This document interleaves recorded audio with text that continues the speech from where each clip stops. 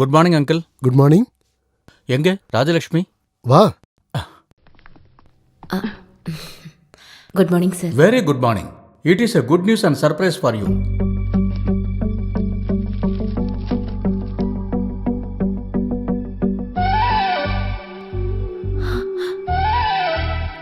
என்னாச்சுமா? Releasing order தான். Court அவளை விட்டுருச்சு. எனக்கு நம்பிக்கை இருந்தது. எல்லாத்துக்கும் மேல ஒரு ஜட்ஜ் இருக்காங்கல்ல, கடவுள். அவனோட தீர்ப்பு நமக்கு சாதகமா தான் வரும்னு. டிரான்ஸ்ஃபர் ஆர்டர் கிடைச்சும் கூட இந்த ஒரு நிமிஷத்துக்காக தானே ராஜலட்சுமி இத்தனை வருஷம் காத்திருந்தா. மாமா இப்பவே திங்ஸ் எல்லாம் பேக் பண்ண ஆரம்பிச்சாதான் இன்னும் 2 நாள்ல போய் பூனால போய் சேரும். நான் ஊருக்கு ஃபோன் பண்ணி சொல்றேன். இந்த தகவலுக்காக அவங்களும் காத்துட்டு இருக்காங்க. ஐயோ நான் மறந்துட்டேன். சாருக்கு குடிக்க. தேங்க்ஸ்.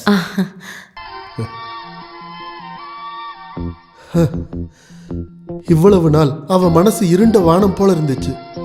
இப்பதான் கொஞ்சம் தெளிவா இருக்கு. எப்படியோ இங்க வச்சு நடந்த எல்லாமே நல்ல ஒரு ஞாபகார்த்தமா மனசுக்குள்ளே இருக்கணும். எதுவுமே அந்த அளவுக்கு சீக்கிரமா மறக்க முடியாதுல்ல. Anyway all the best. Thank you. ஏறுமா.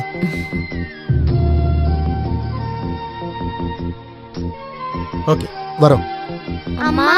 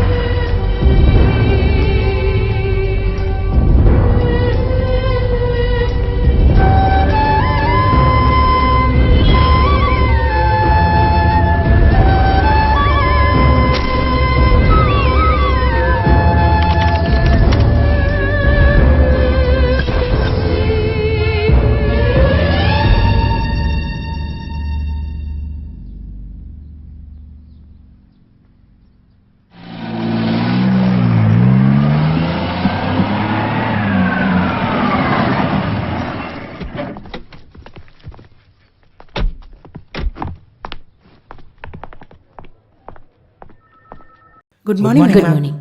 Good morning madam. Good morning.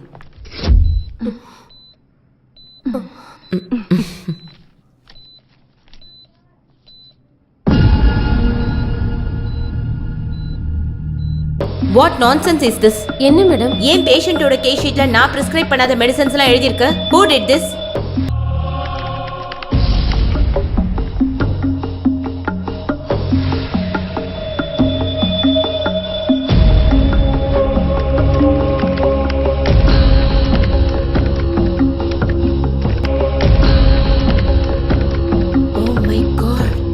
இந்த சீட்டிங் ஆரம்பிச்சு 1 மாசம் ஆயிடுச்சு.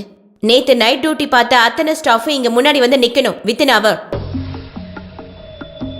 பிரியோபினேட் ஃபேட்ரை, அல்டிபேஸ்ட், இப்படி காஸ்ட்லி மெடிசன்ஸ் எல்லாம் நான் எழுதின மாதிரி எழுதி இந்த கூட்டத்துல யாரோ மிஸ்யூஸ் பண்ணிருக்காங்க. ரொம்ப காலமா லட்சக்கணக்கான ரூபாய்க்காக தான் இங்க மோசம் நடந்திருக்கு என்னோட பேர்ல. It's a criminal offense.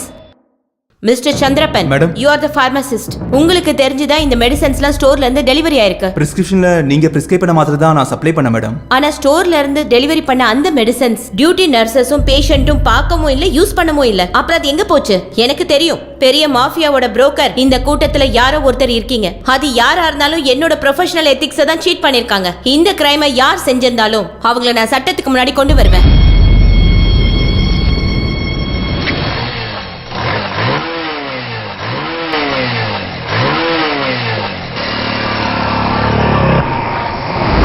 ஐயோ திருட.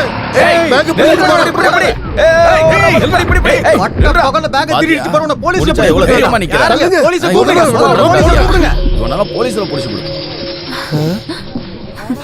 ஐயோ ஒண்ணும் பண்ணாதீங்க. இது என்னோட செல்ல பொண்ணு. பேர புள்ளையா? ஆமா, என்னோட செல்ல பேத்தி பிங்கி. பேத்தியா இருந்து இந்த மாதிரி எல்லாம் செய்யலாமா? என்ன பண்றது, இவளுக்கு எல்லாத்துலயுமே விளையாட்டு. உங்க எல்லாரும் ஒத்துழைப்புக்கு நன்றி. சரி வாங்கயா. நல்லா வெச்சுக்க உன் பேத்திய.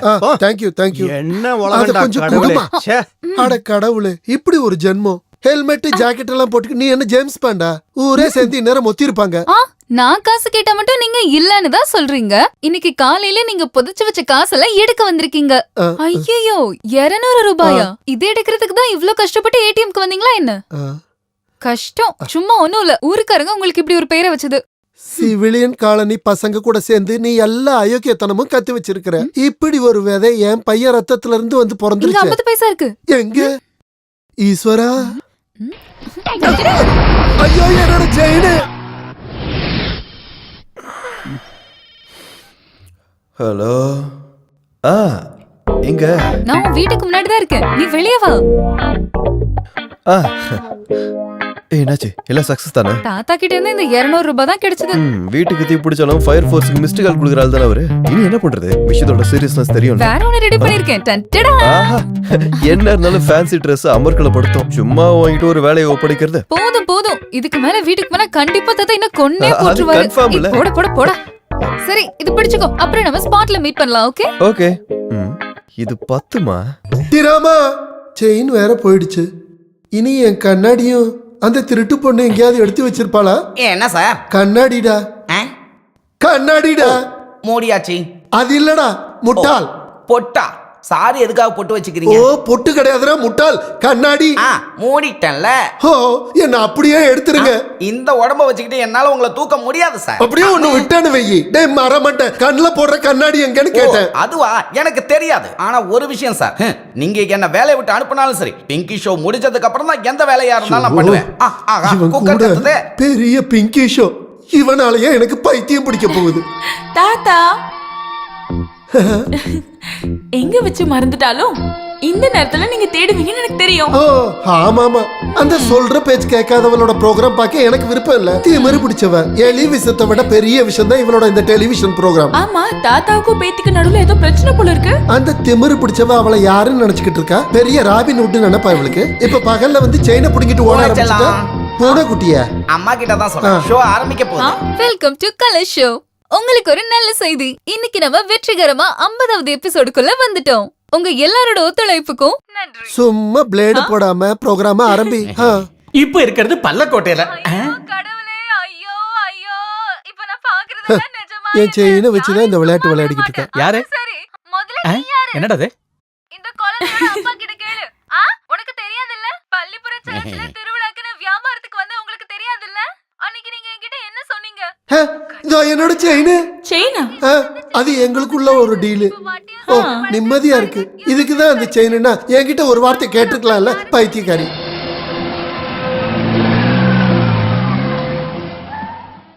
இருக்குதே மிஸ்டர் அப்பா. we are in. வாய் மூடுறா. என்ன நீ கதை விட்டுக்கிட்டு இருக்க? இருக்க பள்ளிக்கு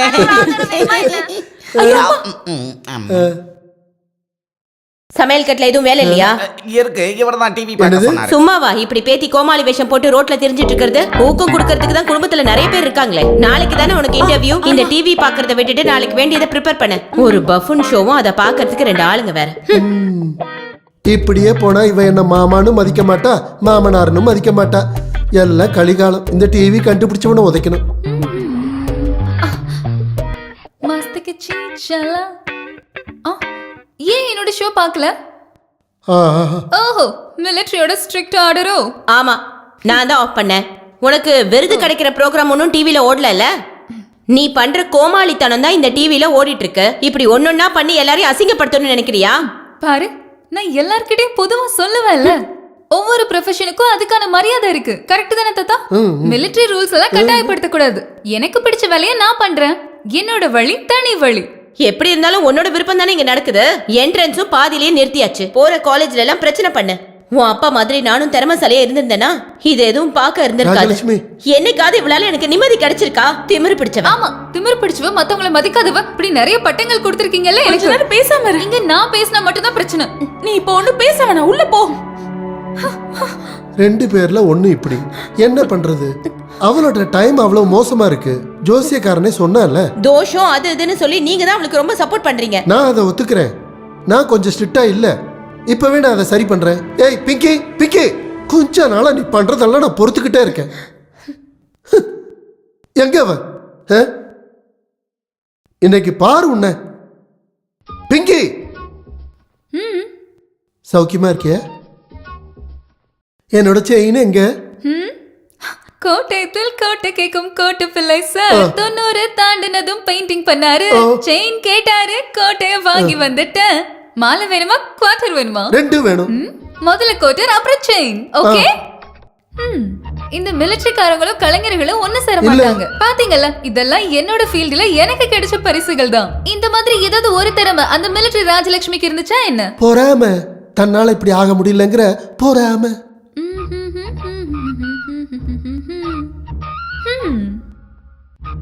கப்பு ஃபுல் ஆகலையே. இந்த அளவுக்கு நிறைஞ்சா போதும். தண்ணி ரொம்ப ஊத்த வேண்டாம், ஸ்மெல் எனக்கு பிடிக்காது. போதும் போதும். செல்லம், நீங்க கொஞ்சம் வாய. உங்ககிட்ட நிறைய தடவை நான் கேட்கணும்னு நினைச்சுக்கிட்டே இருந்தேன். நீ ஏன் ரொம்ப டயர்டா தெரியற? ஆமா, இல்ல இந்த பொக்கிச பெட்டியோட சாவிய என்கிட்ட ஒப்படைக்கிறதுல உனக்கு ஏதாவது பிரச்சனை இருக்கா? அப்புறம் எனக்கு என்ன இங்க பிரயோஜனம் இருக்கு? அது சரி, என்னோட வீக்னஸ் வச்சு உன்னோட எல்லா காரியத்தையும் நடத்தணும், அதானே? உனக்கு எந்த டயர்டும் இல்ல. குடிக்கிறத நிறுத்துங்க. இங்க பாருங்க, டயபெட்டிஸ் வேணாமா? ஆமா, எனக்கு இன்னும் கொலஸ்ட்ரால் கிடைக்கலையே. Wait wait. ஓ, இந்தாங்க. அப்புறம் பிரஷர். அப்புறம் இது. தேங்க் யூ, நன்றி. நேரத்துக்கு மருந்தெல்லாம் கொடுத்து மிலிட்டரி பாதுகாக்கிற உடம்பு தான் இது, ஞாபகம் வச்சுக்கோ. அடியே, வயசு நம்ம கையில கிடையாது, ஆனா ஆயுள் அதை அதிகப்படுத்தணுமா கம்மிப்படுத்தணுமாங்கிறது நம்ம கையில தான் ஐயோ, இருக்கு. கேன்சர் கொடுக்கவே இல்ல. இத குடிங்க. அது ஒரு பக்கம் இருக்கட்டும். எங்க என்னோட செயின்? நான் அதை டிவில பார்த்தேன். ஏய் திருடி, என்னது? தகடு. உங்க மண்டை மாதிரி இதுக்குள்ளே ஒண்ணும் இல்லாததுனால இது வியாபாரம் நடக்கவே இல்ல. அப்ப என்னோட செயின்? பாவம், இது ஒரு ஆசாரியோட நெருப்புக்குள்ள அது இப்ப உருகிட்டு இருக்கும். ஏய் திருடி, அப்ப அதை நீ வித்துட்டல? உன்னை நான் என்ன பண்றேன்? நான் இப்ப கத்துவேன். Quota, quota. வேண்டாம், கத்தாத.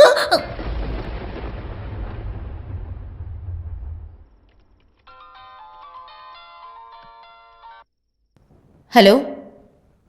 எஸ் சார், நான் லீகலா மூவ் பண்ண முடிவு பண்ணிட்டேன். உங்களுக்கு யார் மேலேயே சந்தேகம் இருக்கா? Yes sir, nursing assistant 1 mister Stephen, he is the seater.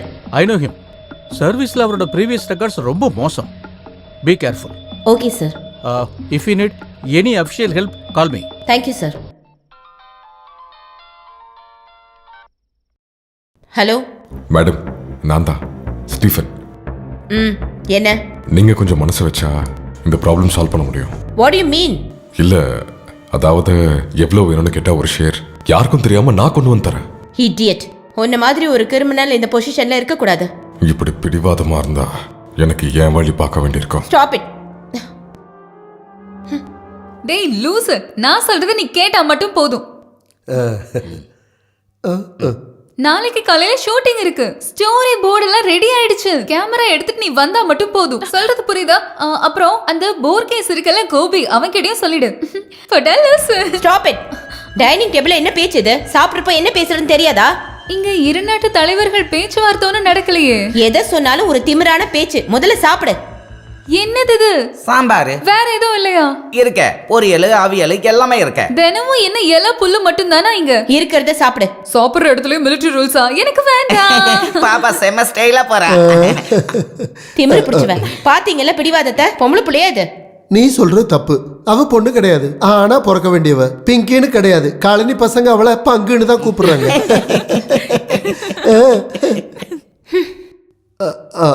ஐயோ, கோச்சிட்டு போயிட்டாளா? நீ சாப்பிடுமா, இது தினம் நடக்கிறது தானே. அசுர குணம், தேவ குணம். இது டைனிங் டேபிள் மட்டும் இல்ல, மூச்சு கடந்து செத்து போனா கூட இவங்க 2 பேரும் ஒண்ணு சேர மாட்டாங்க. எனக்கு போதும். அப்ப எனக்கும் போதும். அத சொல்லுங்க முதல்ல. இருக்கட்டும். சொந்த செயினியே தொலைச்ச வந்தானா அதோட கவலை எனக்கு இருக்கு. பட்டினியோட கிடக்க வேண்டிய அவசியம் எனக்கு இல்ல. டேய் குட்டிராமா, போய் பச்சை மோர் எடுத்து. இந்த பச்சை மோர் நீல மோர்லாம் கிடையாது, வெளுத்த மோர் தான் இருக்கு. நானே என் செயின் இழந்துட்டு வருத்தத்துல இருக்கேன். உன்னை கொலை பண்ண வச்சிடாத. ஏடா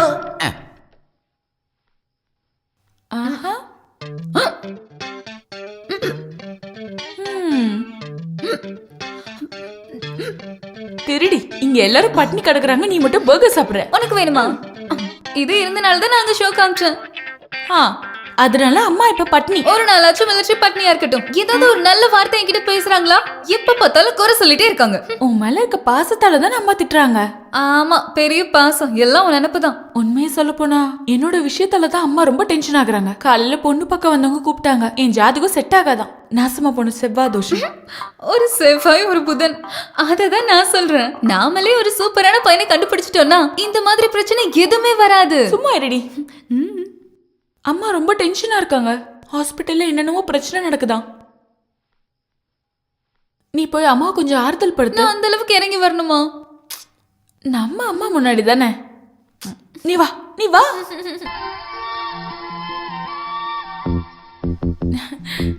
அம்மா